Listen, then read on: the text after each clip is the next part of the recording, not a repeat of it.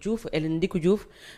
Diouf donc ñoom ñooñu ñëpp kenn ku ci nekk rek Ndikouté voilà donc Ndikouté bi moom may rëcc parfois donc waaye Ndeye bu ko defee rek dama lay bàyyi nga daal di ñëw ci ni mu gën a yaatoo ci leeral gi. am na solo bu baax amul comme ni nga ko rek junjee donc niki démb toogoon nañu fi ci même heure daanaka di addu ci même dossier bi nag comme groupe Allô Sénégal dafa baaxoo rek di leen toppal dossier ba keroog muy am conclusion bu ñu leen introduire lay jàpp leen ni bu développement bi génnee dinañ addu jëm ci waaye it bu conclusion bi bu ñu conclure dinañ ko jégal mbokki internet Allô Sénégal umul donc niki démb toogoon nañu fi daal di xam ne ni dañoo waroon a construire li nga xamante ne mooy benn parc technologique et numérique fee ca Diamniadio donc nag ci secteur boobee nga xamante ni ki nga xam ne mooy Moussa Bokar moom moo ko daal di yoroon bi nga xamante ne moo fi yoroon communication ak télécommunication ca noonee nag nekk dee mu génnee wuñu woon koppar bi mais li ñu xam ne woon rek mooy ca bërëb boobee Umul Khayri Cissé war nañ ko scinder en 3 parties première partie bi ñu waroon ci def secteur numérique TIC télécom audiovisuel deuxième partie bi ñu waroon coo def centre maanaam haute game troisième partie bi ñu waroon koo def Khayri Cissé centre business waaye centre de production boo xamante ne fi ñu tollu tembe waroon naa rek jël lu toll ci 10 000 jeunes yoo xamante ne waroon nañoo daal di liggéey foofee nga xamante ni mooy ca parc ba umul nag mbir ma ñu ni kii di Ami Samake moo gagné woon li nga xamante ni mooy marché bi ñu ni kan mooy Ami Samake ñu ni ancienne directrice bi nga xamante ne moo yoroon case des tout petits waaye it daal di nekkoon ca PDS moom moomee moo gagné marché bi waaye it am na ci keneen koo xam ne ñu ngi ko ciy tudd comme li nga wax léegi Hélène Ndiku Dage bi nga xamante ne mooy Dage ministre bi nga xamante ne moo yor communication télécommunication di kii nga xamante ni mooy Moussa Bokar Thiam léegi nag umul ñoom ñaar ñooñee teg nañu leen loxo boole ceeg yeneen ñeenti nit yoo xam ne teg nañ leen loxo léegi nag umul ñoom ñooñee démb seeni ay audition génnoon nan la ñu xam ne mooy moom mii di Ami auditionné woon nañ ko waaye it kii di Hélène auditionné woon nañ ko Hélène la mu xam ne mooy Moussa Bokar ca boppam lépp lu mu def ci projet boobee moom moo ko def loolu ma fàttaliwaat ni projet bi teg nañ ko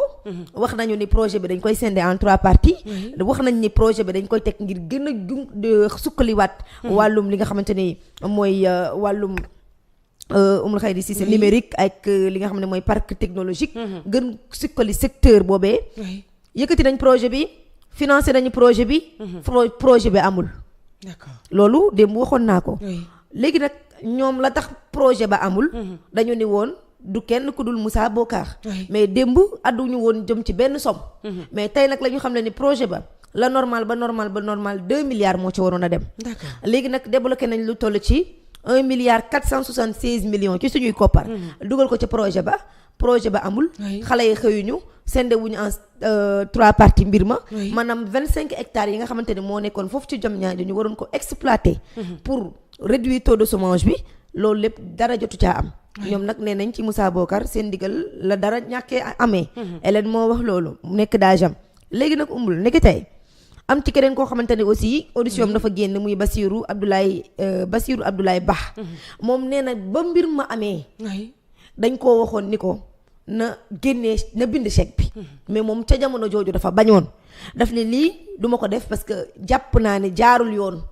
léegi nag ba ñu waxtaanee ak moom mu lànk kii di Moussa Bokar d'après les informations moo ko convaincre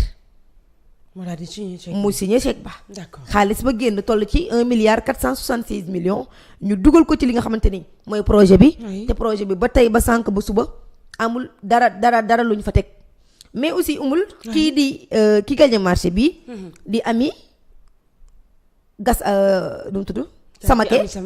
Ami Samake pare na pour cautionner d'après les informations pare na moom pour jël xaalis teg parce que la ñu santaane ci ñoom mooy ñoom ñëpp ñu yóbbu leen su mandat de dépôt dossier bi dem instruction ñu xool kenn ku ci nekk yow ban dayoo la ci sa loxo duggee léegi nag moom pare na pour cautionner Hélène aussi pare na pour cautionner pour jëndee ko seenub liberté d'après les informations yi nga xamante ne moom la ñu daal di am léegi nag umul mbir ma ñoom ñii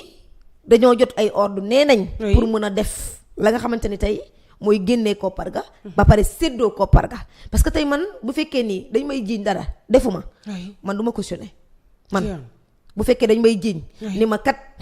benn projet boo xam ne projet 2 milliards la mais lu toll ci 1 milliard 476 millions génnee dañ ko dugal ko ci projet bi léegi juróom-ñaari nit téye nañ leen ci biir juróom-ñaari nit yooyu noonu am ci ñoo xam ne pare nañ pour cautionner pour dindee ko seenub liberté parce que ñoom dañ leen mettroon sous garde à vue tey lañ leen waroon a déférer pour ñu xoolal ni ndax ñoom dañu leen di jàllale wala dañu leen di bàyyi ñu ñibbi mais ci biir audition bi ñoom xamle nañu ni ñoom pare nañ pour génnee xaalis teg ci table bi ngir jëndee ko seenum ñibbi. D'accord. Léegi nag amul ñoom dafa am tur boo xamante ne moom lañ ci daal di tudd muy Moussa Bokar kan mooy Moussa Bokar. moo yoroon communication télécommunication ñu fàttali moom moo coupé woon internet bi. ba ñu ci bëri dañoo dem wuti VPN pour mun a di connecté wu. ba waa extérieur sax ñi nga xamante ne tey jii ni ñoom lii alimenté. connexion bi ñoom ci ñoom lay jóge daal di bindoon ak bataaxal daal di ko delloowaatal connexion bi immédiatement parce que dañoo commencé woon di ci ñàkk ay milliards ba Cour suprême temps yàlla ci ginnaaw sax génne woon na ak bataaxal di xam le ni moom mii lii nii ay sanction da ko ciy fekk maanaam dañ koy teg ay sanction mais sanction yi du pour mu dem tëdd ji kaso sanction wu leneen lay doon mais du pour mu dem tëdd ji kaso Moussa Bokar nag umul moom ca boppam kañ lañ ko gëj a gis muy ci manifestation Farba Ngom bi ba mu organisé woon ci Ourossogui fa lañ ko gëj a gisee fi ñu toll nag ña nga jot ay information ni moom moomee nekkul ci réew mi moom mi doon défendre Farba moom mi doon défendre Lat Diop moom mi doon défendre keneen ak keneen moom moomee moom nekkul ci réew mi mais ba mu nekkee ci réew mi dafa mën kaddu yoo xam ne daf ko daal di yëkkati woon yu ci mel noonu kaddu yi mu yëkkati woon bokk na ci moom dara épinglé wu ko rapport du dara loo xamante ne tey dénkoon nañ ko mu am faay loolu la xamule woon te loolu dañ koy dégloo ndog mbokki internet yi umul d'accord sama gestion bu ñu bëggee vérifier sama gestion nañ ñëw ñu vérifier man je sais que je n'ai absolument rien à me reprocher et d'ailleurs man sax ñi may liggéeyal ñu ngi ministère di ma déglu xam nañ bu baax effectivement naka laa doon fonctionner ci biir ministère bi donc man je n'ai absolument rien à me reprocher dans ma gestion dërëm alalu réew mi 1000 francs laalu ma ko voilà umul mi ngi noonu nee na alalu réew mi 1000 francs laalu ko ci nee na moom amul dara luñ koy reproché maanaam daal Moussa moom boo bëggee dégg dëgg moom jàpp na ni dafa blanche comme neige jàpp na ni dara takk ko dara laalu ko lañ ko joxoon da koo dugal fa mu war amul lenn lu ko sénégalais di reproché léegi nag même Moussa boobu noonu moom la am lu ñu koy reproché ci jamono ji muy ak projet boo xam ne dañ koo tegoon projet bi pour sukkali wàllum numérique fii ci biir Sénégal mais pour créer ay emploi mais aussi pour entreprise locaux yi gis ci seen bopp mais aussi wàllum industrie tamit ñoom ñu daal di ci gis seen bopp loolu moo taxoon projet bi jug léegi moom nee na amul luñ koy reproché am na luñ koy reproché parce que ci ba ñu xoolee secteur ba nga xamante ni moom la yoroon communication télécommunication lu toll ci 2 milliards yoo xamante ni maanaam Maroc ci boppam ñooñu ko joxoon ñooñu ko lebaloon ñu jël mbir ma andi ko Sénégal pour sukkali secteur bi ma la wax léegi secteur boobu ñu ne débloqué nañ lu toll ci 1 milliard 476 millions dugal ko ca te birig tegewul foofu ba pare mi ngi naan boo leen bëggee laaj leen ni may liggéeyandool ndax man am na lenn luñ may reproché ñi may liggéeyandool nii ñoo dem ci ay audition daal ni lépp lu ñu def lépp lu ñu signé lépp lu ñu génnee ci xaalis dañ koo def ci ndigalu kii nga xamante ne mooy Moussa Bokar te lii c'est pas une première ñu gis ko fi keroog laa naan la Mamadou Ngom ñaa ba ñu ko laajee mooy ci wàllum sport dani ministre bi moo ma sant ma def ay directive laa jot pour appliquer pour exécuter oui ba la ñu waxoon ni mbër moomu di Gris Bordeaux ni woon jot na 15 millions mu leen joxoo leen ma 15 millions 10 millions ngeen ma jox yéen nag bu leen neexee ngeen bind 15 millions mais man jotuma 15 millions amaan na ci aussi ci jamono yi ki dëkk Thiès nu mu tudd te nga waxoon ma ko démb fàtte nga ko Maodo Malick Mbaye daaj ba aussi daf ni moom li mu def daf koo def ci ndigalu ministre ba kii nga xamante ni mooy Mame Boye Diao moom it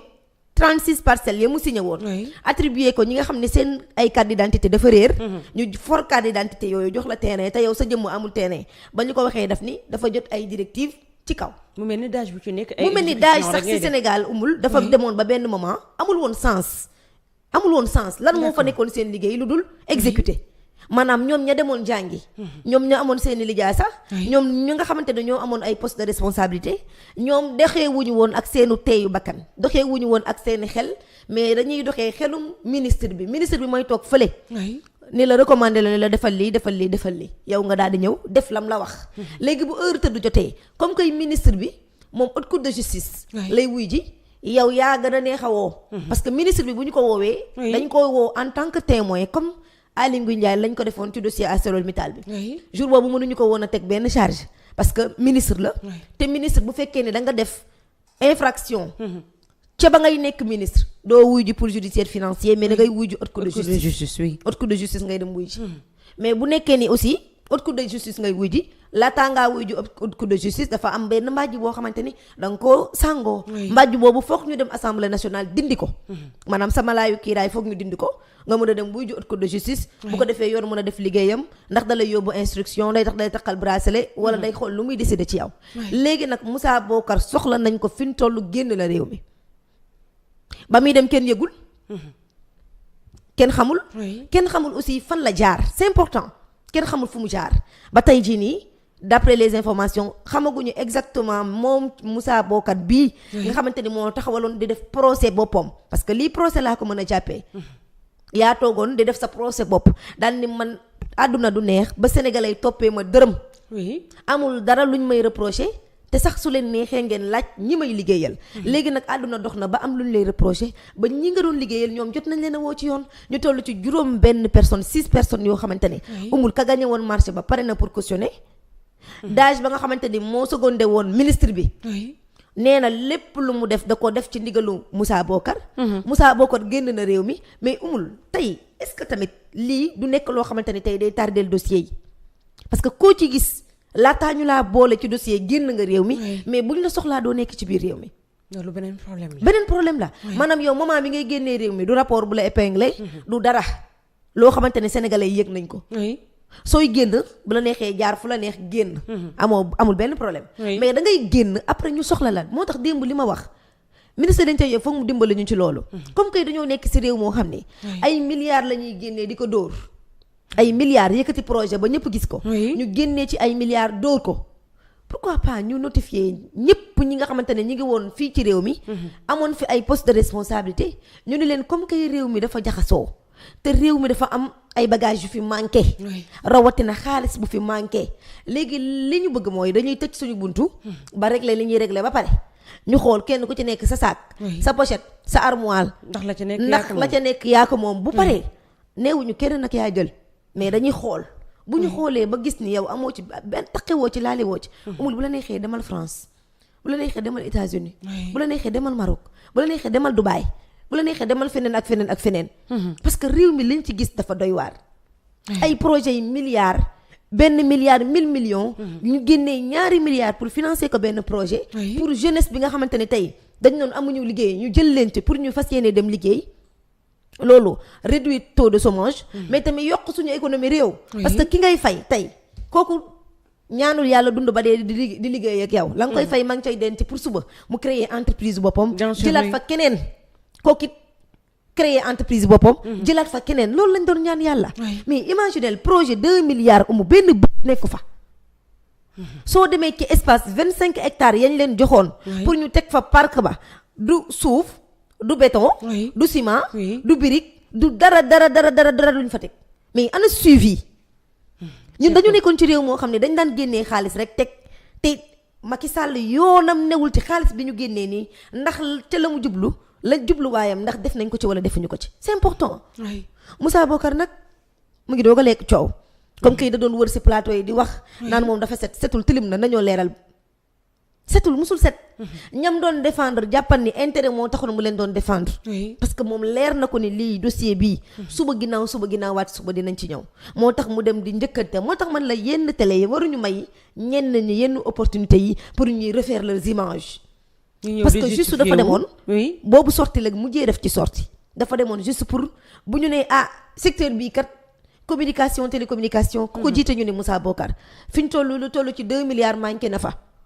dañ leen a joxoon projet financé leen te amaluñu projet ba. léegi dinañ semé benn doute ci bopp askan bi doute boo xamante ne dañ naan kii toogoon jàkkaarloog ñun. naan ñu man dama set wicc man amuma dara lu may reproché. te loolu sax boo leen ko weddee laaj leen ko ñi may liggéeyal tey mbir am ñu laaj ñi lay liggéeyal ñun duñ ci dara lépp luñ ci def dañ ko def ci ndigalam. est-ce que gis nga lii nii est-ce que gis nga ñaari mbir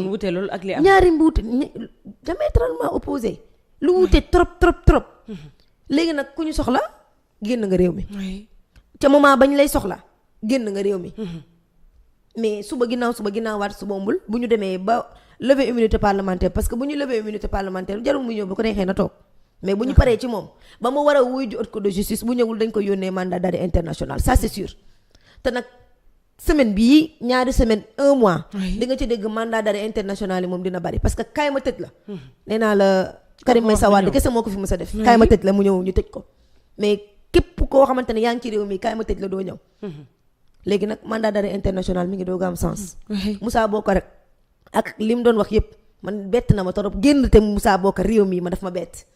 parce que daf doon taxaw di wax ak conviction di wax ni moom musul takk musul laala ci daray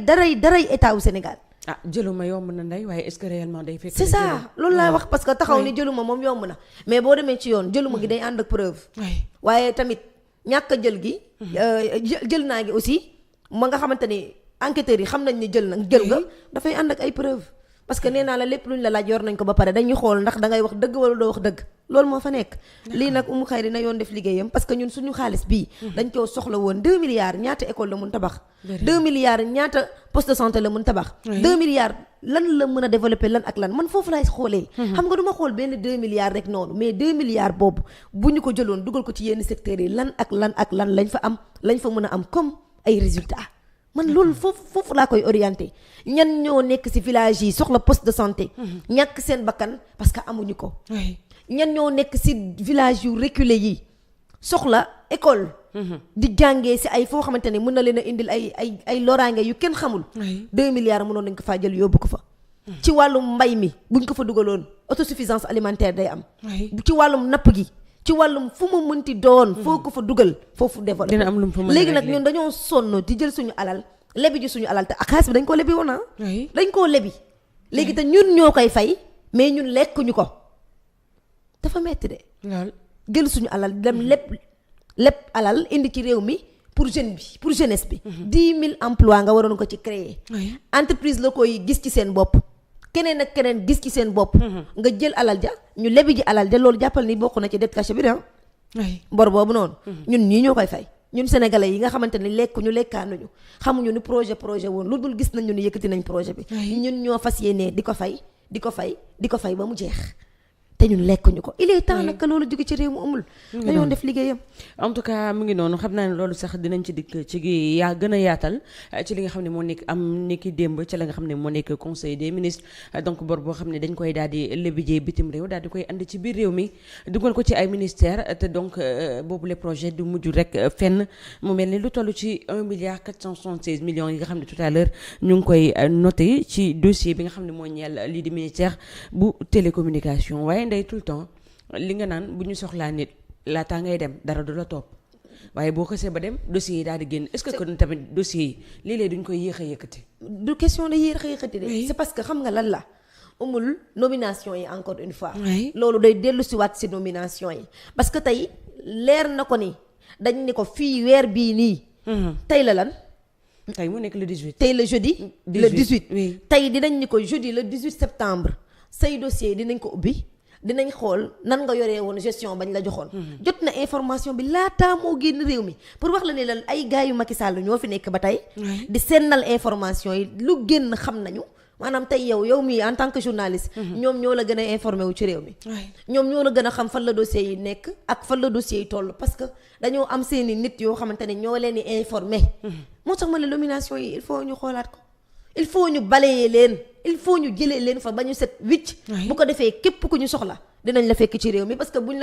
lay soxla dañ lay bett mais koo xamante ne yow préparé nañ la li la semaine bii ci yow la ñuy jub si defaral sa bagage nga génn foo mënti jaar nga jaar fa génn buñ la soxlaa après dañ naan diw génn na réew mi ñaata nit lañ fi soxla ñu ni génn na réew mi chaque jour ak diw génn na réew mi bu yàggee ndax dinañ téye kenn te gars yi dañuy faral di am ay double nationalité te bu fekkee da nga am double nationalité du yomb néew ma la mënul ne mais du yomb ñu indiwaat la ci réew mi parce que tey am na ci dëkk yoo xamante ne du ñu livrer seen doom duñ ko joxe léegi nag loolu dafay indiwaatal maanaam lenteur lay indi. parce que tey li ngay demee di lancer ay mandat d'arrêt international loolu temps boobu noonu bu fekkoon ni moom ci réew mi ci lay gën a yomb. da nga koy woo da nga koy jox lettre de comparution mu dem wuy ji da nga koy jox convocation ni ko kaay wuy ji bis tàngam heure sàngam mu dem wuy ji mais tey il faut que ngay nekk fi di lancer ay mandat d'arrêt international ñu nekk di ko wër ni kii naan mandat d'arrêt kii naan mandat de dépôt ay kenn xamul yoo xamante ne tey jii nii mun a sos na see mën a ñàkk dañoo war a toog si réew mi man jàpp naa ne ku clean ku deful dara ku ni yow amoo dara lu la sénégalais yi di reproché yaakaar naa dangaa waroon a toog ci réew mi nag lii nag dafay waral ne lii dëgg la man c'est ça képp ku génn réew mi te yoon soxla la dama jàpp ni bu nekkee ne xaalis lañ lay jën yaa ko sàcc bu nekkee ni projet boo xamante ni danga faa waroon a def dara defoo fa dara xaalis bi yaa ko sàcc bu nekkee ni ay kër la yaa ko dóor bu nekkee ni leneen la yaa ko def man loolu laay jàpp parce que jàpp naa ne koo xamante ni deful dara dina toog buñ ko tuddee ci rapport parce que tudd la ci rapport cela veut pas dire que ni yaa def surtout mais daw dafay firnde ni yaa def kaay leeral daal lañ la wax kaay leeral nga daw c'est parce que kon umul yaa def kaay leeral nga jël say valise dem yaa def defuma dafay ànd ak toog defuma dafay ànd ak yor sa ay preuve buñ la woowee si kanamu yoon nga dem yóbbu say preuve li leen dossier bi kat nii la demee xaalis bi fii laa ko dugal mais lii moo neexuta layal parce que teguñu birig neexuta layal de projet bi moo neexuta layal buñ jëndoon suuf ak ciment sax nga ne bu fekkoon ni tabax nañu bâtiment ba commencé nañu caa liggéey danga naan xaalis ba mu nekkee 2 milliards par exemple nga ni 1 milliard kese lañ ca def loolu sax mën nañu comprendre mais dara te si gouvernement Macky Sall la woon moom président de la république lan moo ci nekkoon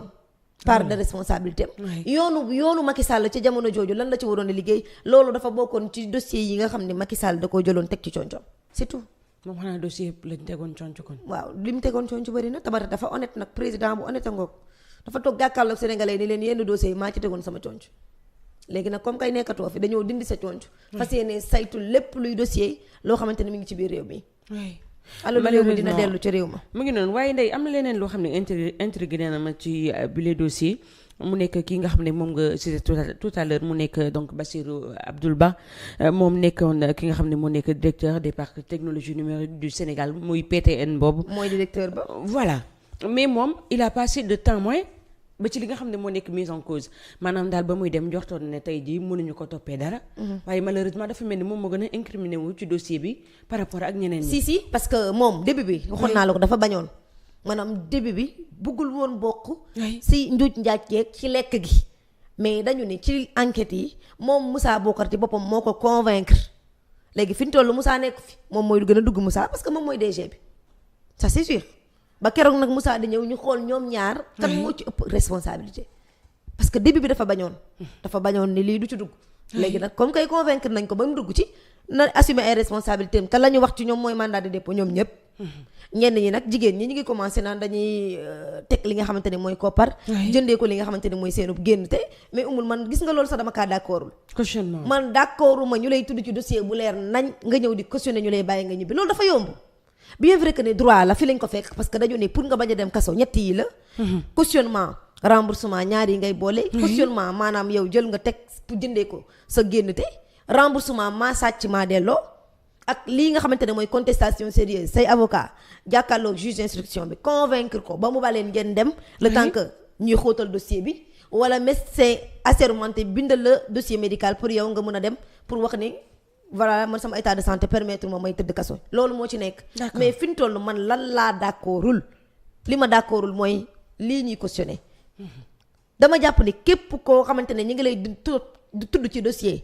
boo waree boo indee xaalis waruñu laa bàyyi nga dem ñibbi parce que tey suñu alal di nga sàcc par exemple 2 milliards ñu jël ko pour financer ko benn projet yow nga jël financement boobu dugal ko sa poche mais boo ko dugalee sa poche yow da ngay dem nga liggéey ci da ngay dem liggéey ci mu joraat yeneen 2 milliards muy ñaata milliards 4 milliards léegi yow ñu wóor a si kanam yoon nga jël 2 milliards yi dem yóbbu des say 2 milliards donc kon sénégalais yi ba léegi ñoo perte mais yow pertoo dara sénégalais yi li tax ñu perte mooy 10 000 emplois waroon nañoo liggéeyuñu yenn entreprise locaux yi waroon nañ see gis seen bopp gisuñu ci seen bopp si wenn wàllum infrastructure wàllum industrie war nañ see gis seen bopp gisuñu seen bopp ñaata nit tey nga empêché ñu am salaire ci loolu yow nga jël alal ji dem liggéey ci yow alal jooju jur ñu woo la si kanamu yoon rek nga ñëw indi cautionné daal di dem ñibbi war sa kër tëdd nice man bu doon man loolu moom ci réforme yi assise ba mu defoon yaa ngi koy fàttaliku bien sûr oui assise ba ñu defoon bien sûr oui lii lu ñu war a lijjanti la cautionnement yi wala ku cautionné enrichissement illicite après ñëw ci parce que li ñuy cautionné fan lañ ko jëlee fan nga jëlee koppar c'est ça ay ñoom Farba Ngom ay ñoom Tahirou Sarr ay ñoom keneen ak keneen dage yoo xam ne da nga leen di téye ay dage salaire am du dara nga woo ko génnee million teg ci table bi ci fond Covid 19 bi ay tailleur yoo xam ne dañ leen cey tudd ñu waroon a defar masque yi dañuy ñëw indi ay millions teg ci table bi fu ñu jëlee millions yi nga gis ay fournisseur ñëw jël ay millions teg ci table bi nga gis ci koo xamante ne sax milliard la cautionné fu mu jëlee milliard bi loolu aussi war nañ ko xool parce que xaalis bi neex na trop dellu si waat si réew mi mais dafa am temps bu mu waroon a nekkee ci réew mi te neew fi kooku da koo jëloon pour liggéey si liggéey gëm ci liggéey da cay dafa jur léegi jur gëm ci jur nag moo tax mu sàq ca pour ñëw indi cautionné cautionnement amul foog ñu xoolaat ko man moom je suis pas d'accord ak le fait que kuñ ci woo ci kanamu yoon rek nga ñëw cautionné dem ñibbi dafa yomb yàgg nañ ko parce que ba nga sàccee suñu alal ñaata alal nga ci amaat ci diggante bi loolu tamit dafa neex bu lekkee loolu na ñëpp sàcc dem sàcc 1 million dem def ci ubbi ci créer ci dara 1 million yi boobu balaa at mee dellu si nga